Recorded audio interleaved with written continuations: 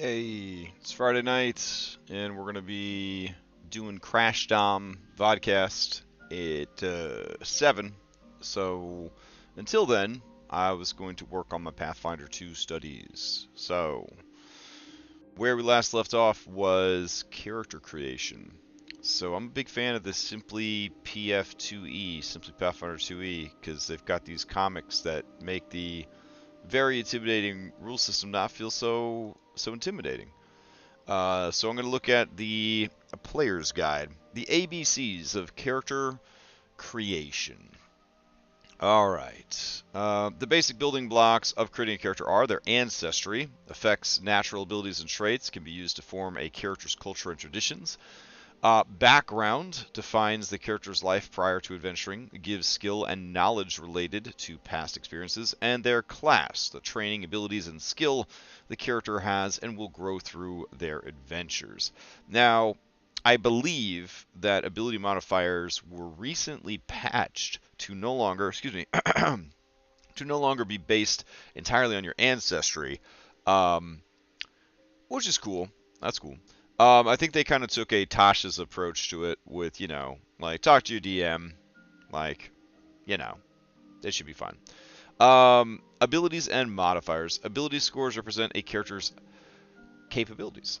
Physical and mental, we're all familiar with this stuff. Strength, dexterity, constitution, intelligence, wisdom, and charisma. Important to note that charisma is not your physical appearance. It is your personal magnetism and force of personality, something I like to call the Ron Jeremy effect. If you are old like me, there was a guy who basically looked like Super Mario, and he was a very successful porn star, and apparently a kind of likable person. And he was, he looked like Super Mario in real life, which I guess that works for some people, but maybe not for others. Anyways, that was the example we used when growing up. Is like, you could be a short little butterball. Danny DeVito, perfect, right? Danny DeVito's got like a 25 charisma, but maybe not the most handsome guy in the entire world. Again, depends who you ask. Anyways, never think that charisma has anything to do with physical appearance, because it doesn't. Ability scores are used to determine ability modifiers. Ability modifiers are added to many character statistics. And this does sort of follow what we're used to in 5e. Let's see. Then we go to feats. Feats are the abilities selected when a character is created and as they grow. There are a lot of feats in Pathfinder 2e. You're gonna want to read a guide, probably a guide specifically for whatever character you're trying to play, like, because it's that complicated. It's like going into a video game that has like a branching tree system. Like when I played through Cyberpunk, I made a decision early on that I just wanted to punch people to death. I wanted to be one punch lady. I wanted to punch a person and then they died instantly. Even though I could have done anything else, I wanted a character that could punch you one time and kill you. So I found a bunch of guides and I looked through and I ended up with a build where now I can punch people, kill them one hit. I'm not playing on the highest difficulty level, obviously, but you're going to do something similar like that, especially when you're first starting out. So I have already read a guide about the character that I want to make, but I still want to refresh all this stuff here. All right, a character's class determines when general and class feats are gained. General is like for everybody, class is tied to your class. You also have ancestry feats as well. They're gained at 1st, 5th, 9th, 13th, and 17th level. So anybody that's into racial feats from Dungeons & Dragons, everybody's got them. Everybody's got racial feats, and you get a shitload of them. So that's pretty cool. Skill feats are gained at 2nd, 4th, 6th, 8th, 10th, 12th, 14th, 16th, 18th, and 20th. It almost seems like every odd level. It's weird. Some classes, like the Rogue, get skill feats earlier and more often. That's right. There's also skill feats. So if you are a 5th edition cleric, you will you have to accept that you only know how to do like 4 things. That's it. You have 4 skills. That's your life. Not in Pathfinder. Pathfinder 2, you get lots of skills. You can either increase the skills that you already have, or you can like get new skills. I think there's even like weird shit you could do with skills that you have. This is it's very, very fun. It runs very, very deep. Again, 640-page rulebook or something like that. There's a second book you can get that's just full of character options, which is bananas. We going down here to general skills. Skills represent a character's training experience at performing certain tasks. General skills are used for making checks to perform tasks throughout your adventures. Some checks have the secret trait. These checks are rolled by the GM behind the screen. I love a system that got secret traits. I have to roll my rolls secretly, and there's people that come at me about that. I mean, they don't come at me for long, but, you know, it's nice to be backed by the rules on that one. To find a character's skill modifier, add the following. Feats for days. I've always heard you could take 2 characters with the same class and the same race and be very different. Oh yeah, just reading about the summoner. Oh my god, so many options for just a single class. It's bananas. Skill modifier equals the skill's ability modifier, your proficiency modifier, which we know is equal to your level, other bonuses, and penalties. Alright, magical traditions. Spellcasters draw magic from one of 4 magical traditions. 1 D&D was 3 magical traditions. And I think 4th edition it was like 5. Something like that. Exactly. Arcane. Magic learned through logic and rationality. Occult. Often mysterious and unexplainable magics. Primal. Drawn from the power of the natural world. And divine. Faith brings blessings from powerful beings. Amongst all of magic, there are 8 schools of magic. All spells, all magic items, and most other magical effects all can be categorized in the 8 schools of magic. These schools broadly define what the magic is capable of. Every spell has the trait corresponding to its school. We're all familiar with this stuff. Abjuration, conjuration, divination, enchantment, evocation, illusion, necromancy, and transmutation. Spell slots. This is a spell slot system. I don't know if there are classes that use spell points. You would think with all of the things that you could do in Pathfinder, they might have spell points, but I think it's just spell slots. Anyways, spell slots are how many spells a caster can, spell slots are how many spells a caster casts per day. Casters have a set number of spells for each level determined by their class. Spell slots are replenished at the start of each day. A spell can be heightened and made more powerful by casting the spell at a higher level spell slot. I don't remember if this is true, but I heard that there are spells that you can cast at a lower level. So you can actually de-level your spells in some instances. I don't know if that's true or not, but we'll find out. Prepared casters choose their spells at the beginning of each day. That's too much work. If they want to heighten a spell, they can prepare it at a higher spell slot level. Oh, that's a butt. All right. Spontaneous spellcasters choose what spell slot they use when they cast a spell. If they want to heighten a spell, they will need to relearn it at that level. Oh my goodness, that's even worse. They want to cast a heightened spell. Dang. Alright. Heightening spells sounds like it's actually pretty hard and not very flexible at all. I wonder if there's a particular class that's good at heightening spells. Alright, well that was our quick warm-up on what it means to make a character. We're going to dive into the deep end of this. I am making get ready for it, Gnome Tiefling Summoner. I have been told that this is the second most complicated character I could possibly try to make and play. I've been advised that it's a terrible idea to do so, but we're going to do it anyways. Let's see. Some classes don't need to prepare the spell at certain levels. Interesting. Alright, so we're going to click... Oh yeah, by the way, the site we are on, it has all of the building stuff in one place. Okay, so there are classes that can upcast without having to memorize them at upcast. That's cool. Alright, so we're going to go in here and we're going to select Gnome. Now you'll notice this is just the common thing. Then there's Uncommon, which has all sorts of wild shit. Then it's got Rare, which has a literal dragon. Just a dragon? Do you want to be a dragon? There it is. There's a dragon. And then we got all ancestries just kind of laid out on one big list. Pretty nuts, honestly. So yeah, I'm just going to be a gnome. Because I read about gnomes and they sounded really good.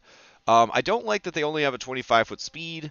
That kind of stinks. But as far as being a charisma spellcaster goes, they've got the constitution, they got the charisma. They do have a penalty to their strength because small. And overall, just seems like a pretty good thing. They don't have dark vision either in Pathfinder, unless you take, I don't know what it's called, a lineage that gives you access to dark vision. But we're going to go with gnome for now. And accept. Alright. So now we're a gnome. And then... there's so much to do on this character sheet. Alright, let's go to background. Alright, so there's a ton of backgrounds, like a ton of backgrounds. There's also regional backgrounds and campaign-specific backgrounds, and then there's a tab for custom backgrounds. Alrighty. So I'm going to be a Tiefling Gnome Summoner, and my summon animal is going to be a big-ass gorilla, I'm thinking. So what would be a good thing to have that background be? So this is basically going to be like an incarnation of Chamomile. So let's see what we got here. Saloon Entertainer. All you want to do is entertain the people, but sure enough, bad news seems to follow you. Gunfights, brawls, robberies, and more befall establishments you play at, and word is quick to spread. Keep one town ahead of the gossip, and you just might be able to play a gig, command a stage, or run a table again. Choose 2 ability boosts. One must be Charisma or Dex, and one is a free ability boost. You have trained the Performance skill and a lore skill of your choice. You gain the Virtuosic Performer skill feat. What is this word? Hold on. English. Virtuosic. Virtuosic. Okay. Well, that sounds horrible. You gain the Virtuosic Performer skill feat. Okay. I mean, that sounds pretty good. I don't know. I like the idea of a saloon entertainer. Her and her magical drum-playing monkey. Yeah, that sounds pretty good. Alright, so we'll go Saloon Entertainer. And accept. Alright, now we go to class, and we're going to go right down to Summoner. We're not going to look at any of these other classes. Booyah. You and your, I believe it's pronounced Eidolon. Let me go ahead and get the computer to teach us how to say that. Eidolon. Eidolon. Eidolon. Okay. I'll try. It's one of the words that I learned as a child incorrectly, and I have a lot of trouble saying it properly. Eidolon. Eidolon. All right. So me and my Eidolon. Oh, Dolan, like the duck. That's all we have to do to remember this. So here, we'll never forget again. Eidolon. Perfect. All right. So as a summoner, you get even more charisma. So we're tripling down on charisma. Fantastic. You get a lot of hit points. 10 plus your constitution. That's pretty good for a spellcaster. Perception. Always a good skill. Saving throws. Expert in fortitude. Expert in will. Only trained in reflex. Apparently, as good as that sounds to me, the guide I read said that marshals have better saving throws than spellcasters. That's kind of nice to hear. You know what I'm saying? Talk about getting a little equity going. Alright. Skills. Trained in one or more skills determined by your Eidolon. Like this discover here. Trained in a number of additional skills equal to 3 plus your intelligence modifier. Well, I was also instructed by the guide to flush my intelligence score down the toilet. So I don't think I'm going to have that many skills. Which is weird for me because I like playing skill-heavy characters. Your attacks, you only get simple weapons, and unarmed strikes, you don't get any armor proficiency. You definitely need your Eidolon to do all the fighting and tanking for you, or you will get wrecked. And then let's see. Spells, you are trained in spell attack rolls of your spellcasting tradition determined by Eidolon. your Eidolon. And then you get DCs of your spellcasting tradition determined. Okay, so I'm going to say yes. Perfect.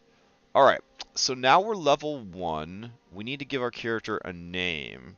So this will be Chamomile the Small. Accept. Alright, they are level 1. And I don't have any stats yet. Shit, do I just keep going to... I think I just go from top to bottom over here on the left, and everything should sort itself out. All right, so we're going to set our abilities. So there's no rolling for stats in Pathfinder 2, which is another thing that I like about it, because I hate rolling for stats.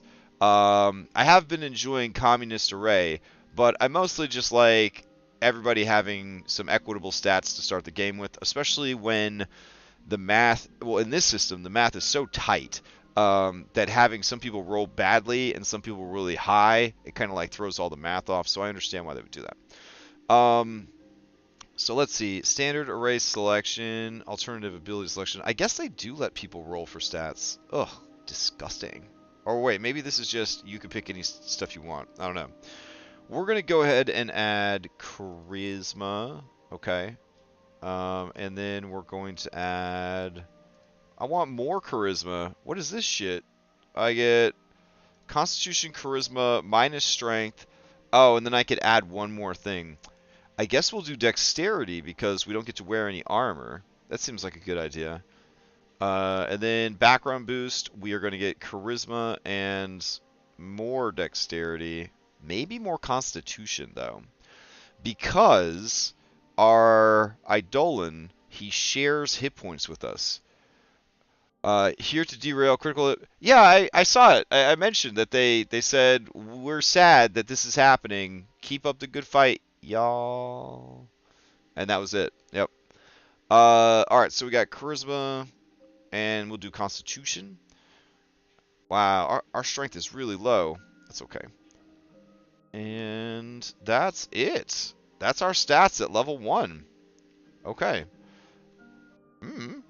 Oh, wait. I get free boost. I get 4 free boost. Okay, so I want to boost... Oh, shit. Okay, can you boost more than once? No. Alright, so we'll boost Constitution, Charisma, Dexterity, and...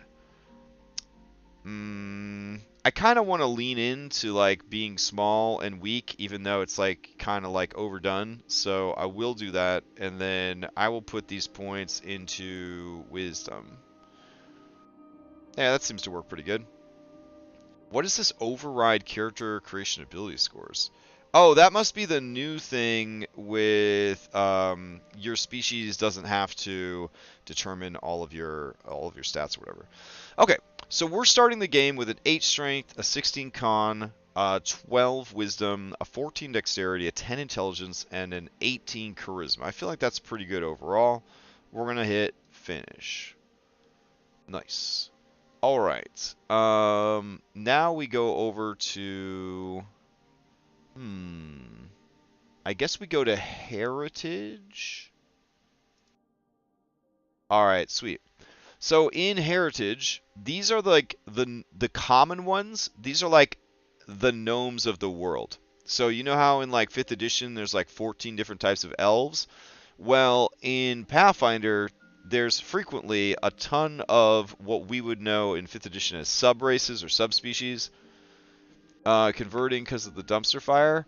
No, as weird as this sounds, root of all beers, I've been running 5e for like 10 years, and I had actually made like New Year's resolution decision to not run any more 5e games and to try out other systems. Like I'm trying to learn Pathfinder 2 and Edge of the Empire so I could run some Star Wars games. And it just coincides with like everything falling apart. It's been a real disaster. Hey dude, what's up, Dom? And yeah, so basically, yeah, we on our server we were already looking at trying out other games on our Discord server. Like Dom had already run some of us through Cyberpunk, and we were starting to look at other systems and try to figure out what else we wanted to try. It just happens that everything sort of fell apart right at the beginning of the year. So there's some really good choices here. Like Chameleon Gnome. The color of your hair and skin is mutable, possibly due to latent magic. You can slowly change the vibrancy and the exact color and coloration. This sounds super duper fun. But we're going to go ahead and go to the uncommon one. I'm secretly curious about these other Draconic Scion. So like everyone can be a Dragonborn? Oh my goodness. Oh my goodness. Wow. That's pretty cool. Everyone can be a furry? Oh my goodness. Okay. Reflection. You were created as a duplicate of another creature. Oh, everyone can be a clone? Oh, that's pretty cool. Okay. So we're going to choose Tiefling. So what I really like about the system is everyone has like their core ancestry, right? Their core race, I guess. But then you could be something else. So like if you wanted to be a changeling but also a gnome, or you wanted to be a gnome but also a fire gnome, you could take gnome ifrit, and so on and so forth. Yeah, it's crazy. So when I found out that anything could be a tiefling, I was like, hell yeah. So you descend from fiends or bear the mark of the fiendish realms, manifesting as some unusual feature that belies your heritage, such as horns or a tail or both. You gain the tiefling trait in addition to the traits from your ancestry. You also gain low light vision, or you gain dark vision if you already had low light vision. Score. You could choose from Tiefling feats and feats from your normal ancestry when you gain ancestry feats. So we will hit accept. Oh yeah. All right, so let's go back up to skill training. We get to pick 3 skills. Maybe we should pick from our background first. Oh, we just get to put in any skill we want? Oh, that's weird. All right, so for skills, I want to like really double down on just having charisma. I don't want to be good at anything else except running my fucking mouth. So we'll go with deception, performance, and diplomacy. We're not good at anything else. Oh, I get one more skill too. What is society? That sounds fancy. Thievery also sounds pretty cool too. Occultism, arcana. Do I want to know how to do anything? I feel like I might need to know Arcana, maybe. But like being a gnome, like and small, maybe acrobatics would be kind of cool too. All right, we'll go with that. And finished. What are these lores? What does that mean? I don't know. All right. So then we go to background, and it says remaining skill selection 1, but I don't actually see any skills, so I don't know how to add that extra skill in there. Maybe I just like click one of these skills over here?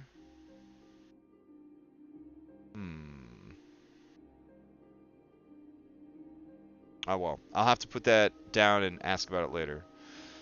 Alright, now we get to pick an ancestry feat.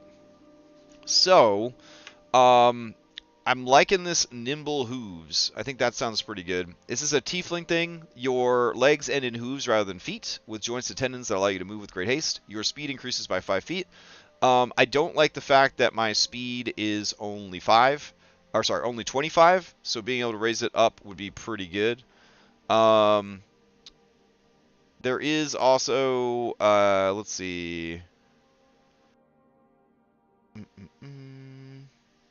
Where is it? There's one where like you get a pet if you are a gnome. Where is it? It might be a special gnome that you have to be though. Oh, animal accomplice. You build a rapport with an animal which becomes magically bonded to you. You gain a familiar using the rules on page 217. The type of animal is up to you, but most gnomes choose animals with a burrow speed. So I could have a summoned monster and a familiar, which just seems like very Pokemon to me. Oh, lore. So that's like World of Darkness. Like I could just make up something that I'm good at. Oh, that's cool. Okay.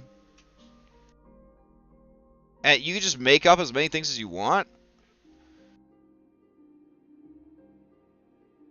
Let's see. Well, that's 25 per action, and you have 3 actions per round, so technically that's 75 feet per round, potentially. Yeah, that's true. And since I'm going to be a small creature, I can ride on my Eidolon, like, right from the beginning, so feel like maybe I could pass on Nimble Hooves. Pitborn, your blood bears the mark of a demon, a living embodiment of sin from the fetid depths of the abyss.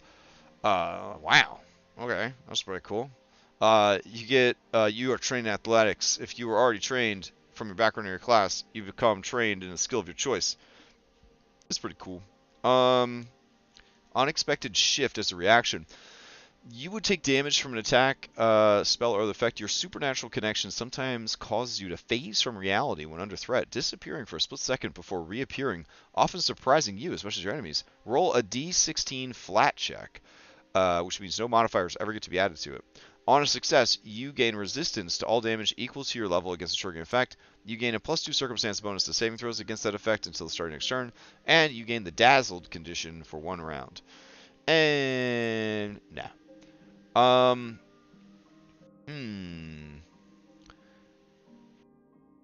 Let's see. Gnome Obsession. You have a flighty nature. Oh, we gotta watch the clock. We don't want to like go over and miss out on our vodcast. 7th level, you gain mastery of these lower skills. Ooh, that's pretty cool. When a topic captures your attention, you dive to a head first. Pick a lore skill. You gain the trained proficiency rank in that skill. At 2nd level, you gain expertise, expert proficiency in the chosen lore, as well as the lore granted by your background, if any. At 7th level, you gain master. That's for nerds. We're not gonna be nerds. Yeah, let's go ahead. Let's double down. We'll be a summoner that also has a familiar. Except. Alright. I'll be my own adventuring party, since we still haven't found enough people to play. Oh yeah, if anybody wants to play, we're going to be playing Tuesday nights from like 6 to 9. So hit me up on Discord. I got like links and stuff if you're interested in playing some Pathfinder. I'm not DMing. I'm still learning the system, but we are playing on Tuesdays. Alright, what is an evolution feat? Oh, I think that's for my Pokemon or whatever. Alright, so your Eidolon attack evolves. Choose one of their starting melee unarmed attacks. It gains one of the following traits, chosen when you gain the feat. Disarm, grapple, non-lethal, shove, trip, or versatile bludgeoning, piercing, or slashing. Energy heat. Your Eidolon's heart beats with energy. Choose an energy type other than force. One of its unarmed attacks changes its damage type to the chosen type. It gains resistance to that type equal to half your level.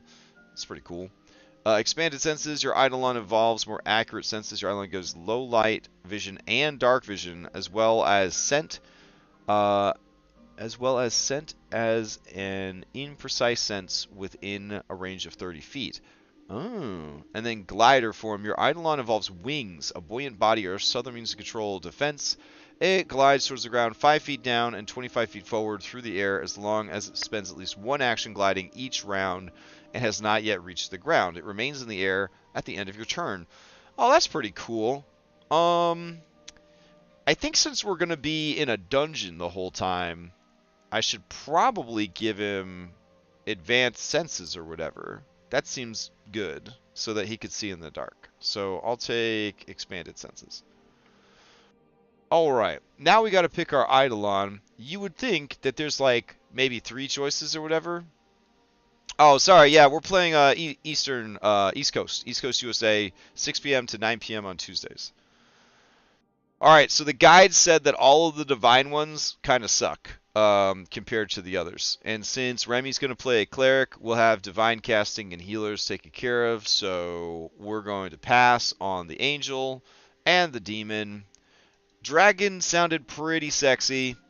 Well, I'm not going to lie. Sounded like pretty cool to have a dragon. It also comes with dark vision automatically. But they got this plant over here. And the plant actually sounds pretty cool. So your Eidolon is an intelligent plant formed from the same disembodied fragments of nature's life energy that become leshies. Plant Eidolons tend to be curious and adaptable with temperaments based on parts of mortal culture they feel affinity towards. Despite coming from the same source, plant Eidolons don't always look like Leshy. Plant Eidolons have forms that vary greatly. Anyways, you get to decide what your Pokemon looks like. That's what we're trying to tell you. He would be slow like me with a 25-foot speed. But he has, I think, like some kind of self-healing, and like he has built-in reach on all his melee attacks. So that seems like a bit pretty cool. So, yeah. Ooh, ooh, if it was at 7, you consider it. Well, let me talk to the DM, because somebody else said if it was later, they could play too. So maybe. I don't know. We'll see what's going on. Oh, it's time. It's time to go do our vodcast. Oh, man. All right, well, anyways, there's all these, like, really cool, like, things that you could pick for your summon monster, but I think at the end of the day, I was gonna go with plant, because I think that sounds really, really cool. Um, there's obviously, like, if I wanted to go like all steampunk with it, like taking a robot would be kind of dope. You could have like a robot summon, which just seems really, really cool. Especially since I could ride around in it. I could pretend it was like a little mech or whatever. But I really don't want to get into melee with like opponents because I have like no armor. Um, so yeah, I don't know. Kind of leaning towards plant. Anyways, we'll make our decision next time. I don't know if I can save my progress here or what. I'll have to figure that out after we do the vodcast. But I'm going to stop this for now, and then we'll continue this probably tomorrow afternoon.